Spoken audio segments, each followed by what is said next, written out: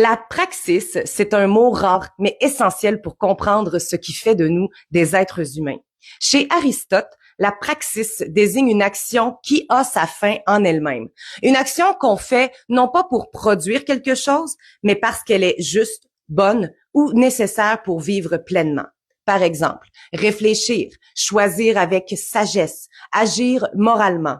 Ce sont des actions qui n'ont pas besoin d'un résultat extérieur pour avoir du sens. Ce qui rend la praxis unique, c'est qu'elle n'existe pas dans la nature animale. Les animaux obéissent à la loi naturelle. Ils agissent par instinct pour survivre, se nourrir, se reproduire. L'humain, lui, a la capacité d'agir par choix. Il peut se demander: est-ce que ce que je fais est bien? C'est cette capacité à réfléchir avant d'agir qui fait de lui un être moral, pas juste biologique. Et c'est là qu'on comprend une chose importante. Tout le monde n'est pas un être de praxis.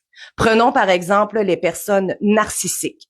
Elles agissent rarement pour le bien en soi. Leurs actions n'ont pas de fin interne. Elles font le bien si ça sert leur image. Elles écoutent si ça les valorise. Elles aident si quelqu'un regarde. Leur motivation est externe, conditionnée par le regard des autres.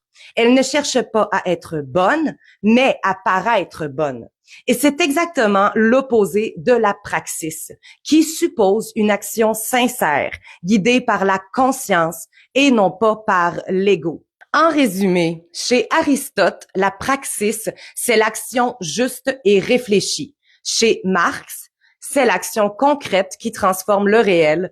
Et dans les deux cas, c'est ce qui nous distingue des animaux, mais aussi de ceux qui vivent dans l'illusion du paraître. Nous avons le pouvoir d'agir en conscience.